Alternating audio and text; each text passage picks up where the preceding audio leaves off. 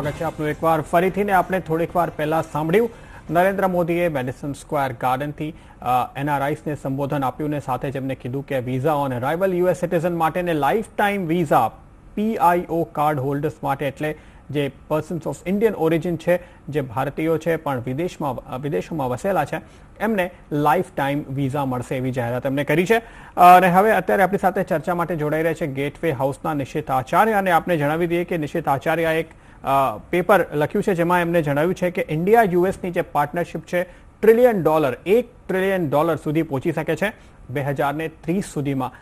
નિશિતજી સ્વાગત છે આપનું. શું આપને લાગે છે કે એવી એક મોટી પાર્ટનરશિપની તૈયારી આજે નરેન્દ્ર મોદીજીએ બતાવી છે? એટલે આજે આઈ થિંક પહેલા તો મારો માફ કરજો, મારો ગુજરાતી ABCD NRI ગુજરાતી છે, પણ આજે આઈ થિંક મેડિસન સ્ક્વેર ગાર્ડનમાં એસેન્શિયલી NRI માટે સ્પીચ આપી છે, એક્સાઇટમેન્ટ લેવલ રેઝ કરવા માટે. એસેન્શિયલી જો NRIs ને ઇન્વેસ્ટમેન્ટ ને ઇન્ટરેસ્ટ છે અને ફિલેન્થ્રોપી, વોલન્ટિયર કામ કરવાનું વિલેજીસમાં અને શહેરમાં, અને એને માટે એસેન્શિયલી થોડુંક ચીરલીડિંગ કરી છે આજે. હવે રસ્તો એક $1 ટ્રિલિયન માટે એ બધું બિઝનેસ લીડર્સ અને વોશિંગ્ટન ડીસીમાં પ્રેસિડેન્ટ ઓબામાની જોડે વાત કરશે ત્યારે એ વાત શરૂ થશે. ઇન્ફ્રાસ્ટ્રક્ચર, ટેકનોલોજી, ઇનોવેશન કેવી રીતે. તો અત્યારે આપણે એનઆરઆઈસની જ વાત કરીએ. એક રીતે આપણે કહીએ કે લોંગ અવેટેડ ગિફ્ટ આપ્યું છે, જે રીતે એમને કીધું કે પીઆઈઓ કાર્ડ હોલ્ડર્સ માટે હવે આપણે લાઈફ ટાઈમ વિઝા આપીશું ને સાથે જ યુએસ સિટીઝનને પણ કીધું છે કે વિઝા ઓન અરાઇવલ આપવામાં આવશે, આગળ જતા એનો નિર્ણય લેવામાં આવશે. હા, આપણે visa on arrival mostly symbolic step છે. એટલે NRIs માટે ઇન્ડિયામાં આવવા જવા કરવા માટે it's kind of a pain in the neck, as we say. વાર લાગે છે, ન્યુયોર્કમાં વાર લાગે છે, વોશિંગ્ટનમાં. એટલે visa on arrival will make it easier US થી જઈને ત્યાં પહોંચીને ફેમિલીને લઈ આવવાનું, લગ્ન માટે જવા માટે સહેલું પડશે, all of that. But જે ખરેખર કામ કરવાનું છે, that's to make investment વધારે સહેલું અને philanthropy અને charitable giving વધારે સહેલું કરવા માટે. એને માટે visa on arrival is okay. થોડુંક વધારે જલ્દી બધું થશે, પણ ખરું sort of reform and necessity is to make it easier business ને philanthropy કરવા માટે. તમે જે રીતે કીધું કે એનઆરઆઈસને ફિલેન્થ્રોપીમાં ખાસો ઇન્ટરેસ્ટ છે, જે રસ્તો આજે નરેન્દ્ર મોદીજીએ બતાવ્યો કે ગંગાની સફાઈ માટે અત્યારે જે યોજનાઓ બની રહી છે એમાં કોન્ટ્રીબ્યુટ કરી શકાય. જે ઇન્ડિયન સિટીઝન છે એમને તો એકચ્યુઅલી ટેક્સ સોપ્સ પણ આપવામાં આવશે એવી જાહેરાતો થઈ છે. તો આપને શું લાગે છે કે એનઆરઆઈસને ખાસું રસ હશે એમાં ને આપણે એક મોટું કોન્ટ્રીબ્યુશન જોશું? એક રીતે કહી શકાય કે એક ફંડ રેઝિંગની શરૂઆત કરી છે એમને. I think tax sops નું આપી છે, it is not a બહુ ઇમ્પોર્ટન્સ નથી એમાં, કારણ કે જે NRIs જે ઇન્ડિયામાં ડેવલપમેન્ટ માટે આવે છે એ ટેક્સ માટે બહુ ઇન્ટરેસ્ટ નથી. બટ આઈ થિંક કે સમથિંગ ટુ ડુ કે તમે આવજો અને આ ગંગાને માટે કામ કરજો, આ NGO ની જોડે કામ કરજો, આ શહેરમાં જઈને આટલું કામ કરવાનું છે. એ જે કોઓર્ડિનેશન જો મોદી ગવર્મેન્ટ અને NRIs કરે તો આઈ થિંક ઘણા NRIs ત્યાં જશે કામ કરવા માટે. ક્રિસમસ વેકેશનમાં, વિન્ટર ટાઈમમાં, સમરમાં છોકરાઓને લઈને સેકન્ડ થર્ડ જનરેશન ને ગંગા દેખાડવા, બનારસ દેખાડવા, એ બધા માટે બહુ ઓપોર્ચ્યુનિટી છે લોકોને એસેન્શિયલી કનેક્ટ કરવા અને કામ સોંપવા માટે. આજનું જે આપણે આખું ભાષણ સાંભળ્યું નિશિતજી, તમે એક NRI તરીકે એને કઈ રીતે જુઓ છો અને તમને શું એમાં ખાસ મહત્વનું લાગ્યું? કેટલાક પ્રધાનમંત્રી પહેલા અમેરિકા ગયા છે, દુનિયાના કેટલાક દેશોમાં ગયા છે, પણ આ વખતે એક એવું લાગે છે કે જે રીતે સ્વાગત થયું છે નરેન્દ્ર મોદીનું એવું પહેલા ક્યારે પણ જોવા નથી મળ્યું. તમે સાચું બોલ્યું. આઈ થિંક ઇન્ડિયાના જેવું જ અહીં NRIs ને એવું લાગે છે કે મોદી એમના જેવો છે, કે એ વર્કિંગ ક્લાસ ફેમિલીમાંથી ઉછરીને કામ કર્યું ને ભણ્યું એટલા આગળ આવે છે, અને એમનું નામ ગાંધી, ટાટા, બિરલા નથી. એટલે NRIs નું રિએક્શન ઇન્ડિયાના જેવું જ છે કે આ મેન ઓફ ધ પીપલ છે. એટલે ધેટ્સ ધ ફર્સ્ટ. બીજું કે આઈ થિંક US માં લગભગ 30% ગુજરાતી છે. એટલે નરેન્દ્ર મોદીનું કામ અને એનું નામ and personally મોદીજીને જોડે ઘણા લોકો મળ્યા છે when he came to US અને એ લોકો ઇન્ડિયા જતા. એટલે I think A personal connection ઘણું છે. હવે એને જે કીધું of importance, I think સૌથી વધારે આપણે ધ્યાન રાખવાનું એ જે criticisms જે ઇન્ડિયાના છે ડેવલપમેન્ટના, youth bulge અને ગંગા અને cleanliness, એને મોદીએ ટર્ન કરીને પોઝિટિવ કરાવ્યા કે આ આપણું એડવાન્ટેજ છે ઇન્ડિયા માટે. એને આઈ થિંક જો NRIs એવી રીતે ચીરલીડર્સ થઈ જાય કે આ જે પોસિબલ નેગેટિવ્સ છે એકચ્યુઅલી પોઝિટિવ્સ છે તો I think he'll continue the goodwill. એટલે આ તો આઈ થિંક NRI નું cheerleading થોડુંક અને then some specific connection points, ગંગાનું કામ અને વિસા, જેમાં I think goodwill will continue. જે રીતે એમને કીધું કે અમેરિકા મેં બસે હુએ મેરે પ્યારે ભાઈઓ ઓર બહેનો, મેં સ્કૂલ ડેઝમાં વાંચેલું કે જ્યારે સ્વામી વિવેકાનંદ ગયા હતા તો એમને પણ કીધેલું my dear American brothers and sisters. ક્યાંક લાગે છે આપને કે થોડુંક એક રાઇમ થાય છે, કેમ કે કેટલાક લોકો એમાં થોડીક કોમ્યુનાલિટી જોઈ રહ્યા છે? શું US સિટીઝન ને અમેરિકન ઇન્ડિયન અમેરિકન્સ પણ એવી રીતે જોવે છે?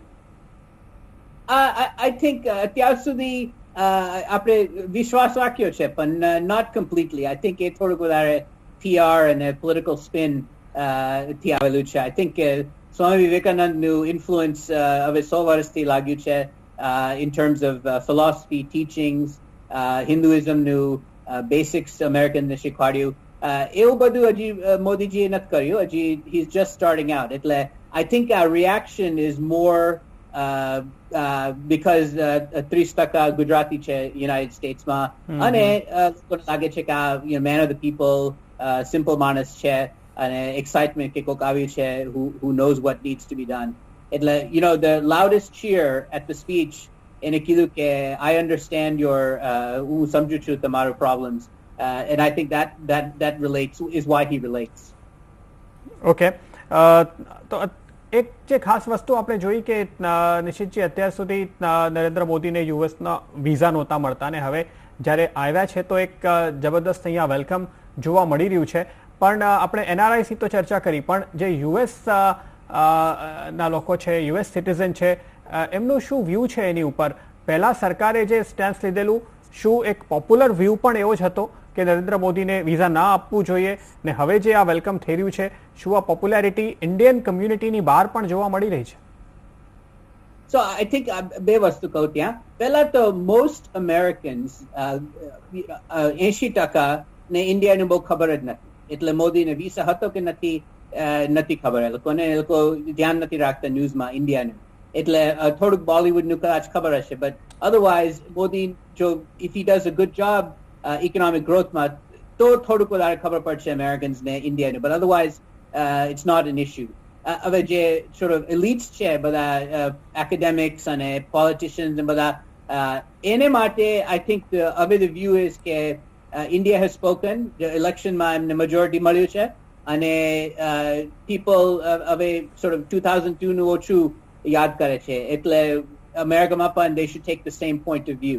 હવે there's a question કે મોદી ગવર્મેન્ટ US ની જોડે અલાયન્સ થશે સિરિયામાં કે યુક્રેનમાં, એવું બધું તો હજી ક્વેશ્ચન છે. બટ આઈ થિંક બિઝનેસ કમ્યુનિટીમાંથી there's excitement કે કદાચ થોડુંક રિફોર્મ્સ થશે અને આ માણસને અમેરિકાનું બિઝનેસ કલ્ચર ને બધું સમજણ પડે છે અને એમ્બ્રેસ કરશે. ત્યારે હવે આપણી સાથે ગ્રેનાઇટ હિલ કેપિટલ વેન્ચર્સના પ્રેસિડેન્ટ અને CEO ડોક્ટર શૈલેષ મહેતા પણ જોડાઈ રહ્યા છે. ડોક્ટર મહેતા, આજે આપણે આખું સંબોધન સાંભળ્યું, આપને શું લાગે છે કયા ખાસ મહત્વના પોઈન્ટ્સ હતા એમાં? આઈ થિંક મોદી સાહેબે બહુ સરસ રીતે સમજાવ્યું કે જેટલી બહુમતીથી આવ્યા અને એમને લોકોને જે બધાને એવા એક્સપેક્ટેશન હતા કે મોટું વિઝન આપશે, એમને બહુ જ સરસ રીતે સમજાવ્યું કે ગવર્નન્સની એમની એપ્રોચ શું છે. અને એમને એ કહ્યું કે સરકારની સાથે પ્રજાએ પણ હાથ મેળવીને કરવું પડશે. દેશનું પ્રગતિ કરવા માટે ખાલી સરકારનો ટેકો નથી, અને મોટા વિઝન કરતા પણ નાના નાના જે ઓરિજિનલ ગાંધીજીની જે અપ્રોચ હતી અને એના થ્રુ જ આપણને આઝાદી મળી હતી, એ એમને બહુ સરસ રીતે આપણી ઇકોનોમિક આઝાદી માટે આજે બહુ સમજાવ્યું. I was very impressive. તો જે રીતે ઇકોનોમિક આઝાદીની કે ગ્રોથની એમને વાત કરી કે જેમ આપણે આઝાદી માટે એકવાર સંઘર્ષ કર્યું છે, ફરીથી એક નવા આંદોલનની, નવા મૂવમેન્ટની અહીંયા જરૂર છે અને જનતાની એક ભાગીદારીની એમને ચર્ચા કરી. ડૉક્ટર મહેતા, અત્યાર સુધી જે પગલાઓ લેવામાં આવ્યા છે, એક જે ઇકોનોમિક પોલિસી છે, રિફોર્મ્સના પ્રયત્નો થયા છે, તમે એને કઈ રીતે જુઓ છો? આઈ થિંક સૌથી પહેલા તો હું અમારા ગ્રેનાઇટ હિલ કેપિટલ ઇન્ડિયામાં બહુ ઇન્ડિયામાં અમારું ફંડ છે, અમે ઇન્વેસ્ટ કરીએ છીએ. સૌથી પહેલા પગલા તો એ છે કે લોકો પોતે જ સક્સેસફુલી ઇન્ડિયામાં ઇન્વેસ્ટ કરશે જો વચ્ચેથી ઘણા બધા જે ઓબ્સ્ટેકલ્સ હોય છે. ઇન્ડિયામાં ધંધો કરવા માટે ઓબ્સ્ટેકલ્સ ઘણા છે અને મોદી સાહેબે પ્રોમિસ આપ્યું છે અને મને કોન્ફિડન્સ છે કે જો ત્યાં હિન્દુસ્તાનમાં આવીને ધંધો કરવો હોય, ઇન્વેસ્ટમેન્ટ કરવું હોય તો મિનિમમ બ્યુરોક્રેસી અને મિનિમમ ડિપાર્ટમેન્ટ થ્રુ જવું પડે. તો બાકી તો બધું એની મેળે થઈ જશે, એમાં કોઈ સવાલ જ નથી. Capital is available, enthusiasm is available. NRI અને non NRI, everybody is interested in participating in success of India and success of themselves. Historically, the bureaucracy and the paperwork and the complexity and vagueness of regulations has created a lot of difficulties. At least Modi સાહેબે કીધું કે હું રોજ એક કાયદાનો જો બંધ કરું જૂના archaic laws, that will be a great progress. To me, removing obstacle itself is a very good progress.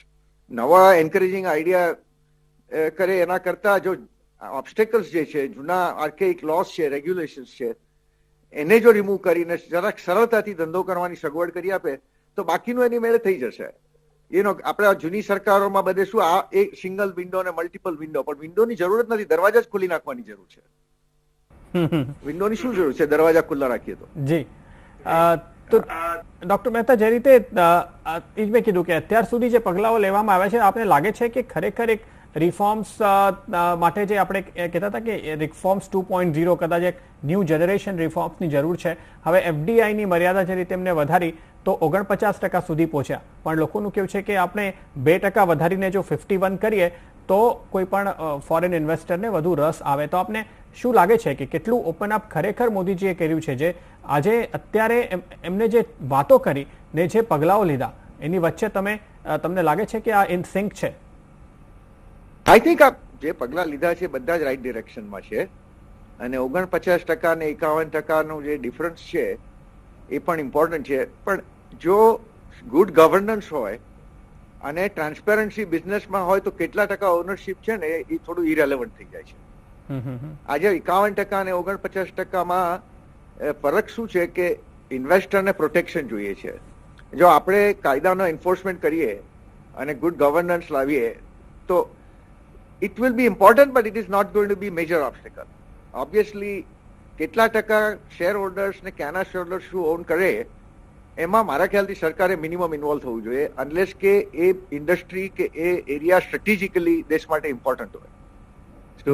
આજે તમે જુઓ તો તમે ઇન્ડિયાથી અહીંયા આવીને અમેરિકાની કોઈ બી કંપનીમાં 51% લો કે 71% લો, ગવર્મેન્ટને કે બહુ પડી નથી.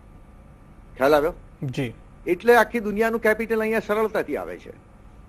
ત્યાં આગળ તમે આ બધા કાયદા કરો એટલે લોકોને અચકામણ થાય. સ્વાભાવિક છે કે ભાઈ જ્યાં સરળતાથી ધંધો થતો હોય ત્યાં જવું. એટલે એમને જે પગલાં લીધા છે બધા જ એન્કરેજિંગ છે, પણ ડે બાય ડે એ જો દરવાજા ખુલ્લા કરી નાખે, લોકોને ધંધો કરવો છે, લોકોને કોઈ પોલિટિકલ એજન્ડા નથી, તો કેપિટલ ફ્લો બહુ સારી રીતે થાય. અને આપણને જરૂર છે ઇન્ફ્રાસ્ટ્રક્ચર બાંધવાની. આજની એમની સ્પીચમાં મારે થોડુંક ડિસ્ટર્બન થયું એટલે મેં પાછળનું નહોતું કમ્પ્લીટ સાંભળ્યું, પણ એમને કહ્યું કે હિન્દુસ્તાનમાં આવો બધું છે, પણ એમને ઇન્ફ્રાસ્ટ્રક્ચર વિશે એક પણ કોમેન્ટ આપ્યું નહોતું, મને એવો ખ્યાલ છે. અને જ્યાં સુધી જો ઇન્ફ્રાસ્ટ્રક્ચરને આપણે ઓપન અપ નહીં કરીને બિલ્ડ નહીં કરીએ તો પ્રોડક્ટિવિટી, ભલે આપણી પાસે યંગ પોપ્યુલેશન હોય પણ પ્રોડક્ટિવિટી ન થાય. આજે જો મને મલબાર હિલથી બોરીવલી જતા 1.5 કલાક લાગે કે બોરીવલીથી 1.5 કલાક લાગે તો હું એ યંગ પ્રોડક્ટિવ વર્કરનો ટાઈમ વેસ્ટ કરી રહ્યો છું. એટલે સૌથી મોટી પ્રાયોરિટી છે કે જે પણ ઓબ્સ્ટેકલો આ બધા જે ઇન્ફ્રાસ્ટ્રક્ચરના પ્રોજેક્ટો છે એને જલ્દી પ્રોગ્રેસ કરે તો એની મેળે પ્રોડક્ટિવિટી બી વધશે. તો પછી આપણા જે યંગ પોપ્યુલેશન હોય એમની જે લેવરેજ કરવું છે એ વધારે સારી રીતે થશે. એ એક એરિયામાં મને ખામી લાગી જરા હજી, કે ક્લિયર પોલિસી હજી આવી છે કે નહીં. વાતો ઘણી થાય છે, પ્રોગ્રેસ કેટલો છે એ જોવાનો છે. એમને ઘણા સારા પ્રોગ્રેસ કર્યા છે જાપાનમાં જઈને બુલેટ ટ્રેન વિશે ને બધા, પણ વિધાઉટ ઇન્ફ્રાસ્ટ્રક્ચર આજના જમાનામાં, આજે આપણે આઈટીમાં સક્સેસ કેમ ગયા છીએ? Because of very good internet infrastructure globally. પણ આપણે મેક ઇન ઇન્ડિયામાં સક્સેસ થવું હોય તો પાવર અને રોડ અને પોર્ટ ને એરપોર્ટ એ વગર ગમે એટલી યુવા શક્તિને શું કરવાનું? તમે એક ટ્રેક્ટર થી ખેતી કરો અને તમે 40 યુવાનને હળ આપીને ખેતી કરો, એમાં ફરક તો પડે જ ને. એટલે યુવા શક્તિ જરૂરી છે, પણ યુવા શક્તિ વિધાઉટ પ્રોડક્ટિવિટી ટૂલ્સ મને ખબર નથી કે કેટલું સક્સેસ કરી શકશે. સાથે જ નિશિતજી એક વધુ આપણે ચર્ચા કરી લઈએ કે ભારતને અમેરિકાની જે પાર્ટનરશિપની તમે વાત કરી છે આ તમારા રિસર્ચ પેપરમાં, આપણે ગયા 10 વર્ષ દરમિયાન જોઈએ તો ઇન્ડિયાનું જે આખું ટ્રેડ છે એમાં યુએસનો જે આપણે શેર જોઈએ પર્સન્ટેજ ટર્મ્સમાં તો ઓછું થતું જાય છે ને એની સામે ચાઇનાનો શેર વધતો જાય છે. શું લાગે છે આપને? So અમારો જે પ્રેમિસ છે પેપરનું, ઇટ્સ નોટ કે જો ઇકોનોમિક ગ્રોથનું પાથવે આપણે જોઈએ ઇન્ડિયા માટે તો just a linear pathway હોય similar to today's policies, so 1 trillion bilateral trade is not possible, and US portion of that will be small. હું શું કહું છું કે આપણે 1990s માં આપણે બે વસ્તુ જોયું. પહેલા economic liberalization by the Rao government and then by Bajpayee government, and secondly IT revolution, એટલે transformative work. હવે જો ઇન્ડિયા અને US એવી રીતે જો sort of strategizing કરે moving forward કે next set of reforms Modi કરવાનો છે, and what's the next technology? Is it 3D printing કે life sciences, big data? કયા એરિયાઝમાં that next game changing જેમ IT એ કર્યું હતું in the 1990s, હવે કયા ટેકનોલોજીસમાં એવું કરાશે કે we would see the same result? જો 1996 માં we had seen a 40x growth in foreign direct investment, and we've seen 10 million jobs IT sector since 1995. હવે એવી રીતે પાછું કરીએ તો કયા ઇન્ડસ્ટ્રીઝમાં થાય? એટલે મેં આઉટલાઇન કર્યું છે new industries, entrepreneurial ecosystem and culture, and then engagement in healthcare, energy infrastructure, everybody jagama, and every new technology ઉપર ફોકસ કરીએ તો a 1 trillion relationship is possible. Professor Mehta, આપને શું લાગે છે? આઈ થિંક એમને બરોબર કહ્યું છે કે એટલા બધા એરિયામાં કોઓપરેશન તો થઈ શકે છે, અને મારા મત પ્રમાણે આ એકદમ this is a terrific opportunity આ ટ્રીપ, અને હું માનું છું કે આ બિગિનિંગ છે, પણ it will be a strong beginning. જો આપણે આ ઘણા એરિયામાં એમને ક્લેનલીનેસની વાત કરી, અમેરિકાના એન્વાયરમેન્ટલમાં એટલું બધું એડવાન્સ છે, અને એની જોડે આપણે જોડાઈએ એ આખી ઇન્ડસ્ટ્રી છે, ક્લીન એર, ક્લીન ટેક, એ જ રીતે બાયો મેડિકલ, હેલ્થકેર, આ બધા એરિયામાં અમેરિકા ઘણું એડવાન્સ છે, અને ઘણી ટેકનોલોજી છે જે ઇન્ડિયા લઈ શકે છે, અને આપણને બહુ જ જરૂર છે. એટલે આ ટ્રીપનો જો ફાયદો લેવામાં આવે અને એક્સચેન્જ જે કરી શકે, જે આપણી પાસે મેન પાવર છે, આપણી પાસે માર્કેટ છે, અને આપણને બધી મેં જે અર્લિયર કહ્યું એમ ઇન્ફ્રાસ્ટ્રક્ચર અને આ બધી ટેકનોલોજીની જરૂર છે. ગંગાને સાફ કરવી હોય તો એન્વાયરમેન્ટલ એનર્જીના એટલા બધા એડવાન્સ આઈડિયા અહીંથી લઈ શકીએ, ટેકનોલોજી વાપરી શકીએ. એટલે હું એમની જોડે સહમત છું કે આ બધા જ એરિયા જે ગણાવ્યા એને આ બધા એરિયાઓમાં જો સાથે બાયલેટરલ ઘણી ઓપોર્ચ્યુનિટી છે ટ્રેડ વધારવાની. જી, સાથે જ કારણ કે આપણે અહીંયાની જે ઇન્ડસ્ટ્રી છે એની જે આશાઓ છે નરેન્દ્ર મોદીની આ ટ્રીપથી, નિશિતજી આપણે જોઈએ તો ખાસ કરીને ફાર્મા સેક્ટરને અત્યારે કેટલીક પ્રોબ્લેમ્સ આવે છે કે એમને અપ્રુવલ્સ માટે એમની ક્વોલિટી પર અમુક ઇશ્યુઝ ઊભા થયા છે. તો ક્યારેક અહીંયા જે બિઝનેસમેન છે, એક્સપોર્ટર્સ છે, એમને લાગે છે કે થોડુંક કદાચ યુએસ પ્રોટેક્શનિસ્ટ થઈ રહ્યું છે. આપને શું લાગે છે ત્યાંથી એકચ્યુઅલી શું વ્યૂ મળે છે ને શું નરેન્દ્ર મોદીની આ જે અમેરિકાની મુલાકાત છે ત્યારબાદ આપણે આશા રાખીએ કે ઇન્ડિયન કંપનીઝ, ઇન્ડિયન એક્સપોર્ટર્સ ને વધુ એક વેલકમ મળશે અમેરિકામાં? So I think the current situation બે વસ્તુ છે. એક તો there's just a few companies કે બહુ અવાજ કરે છે in terms of lobbying, in terms of saying કે India is not playing fair. એટલે એ જે કંપની છે ફાર્માસ્યુટિકલ ઇન્ડસ્ટ્રીમાં they've captured headlines. પણ ખરેખર ઘણા pharmaceutical companies, Gilead, Abbott, Merck, બધા actually Indiaમાં એ લોકોનું business બહુ સારું ચાલે છે. And there's some real challenges intellectual property માં, but generally they are not making noise. Bija companies are making the noise. And now there's a clear sense that Modi will not roll over. Okay? Modi is not going to knee-jerk give up Indian values for American companies. I think thorak issues reshe, but I think the bigger opportunity for capital goods, for biotech, life sciences, new innovation, it'll more to opportunity. I think that'll be louder than the naysayers. Okay. Doctor Mehta, આપને શું લાગે છે આજે નરેન્દ્ર મોદીની US visit છે એનાથી Indian companies માટે કેટલી ઓપોર્ચ્યુનિટી ક્રિએટ થશે?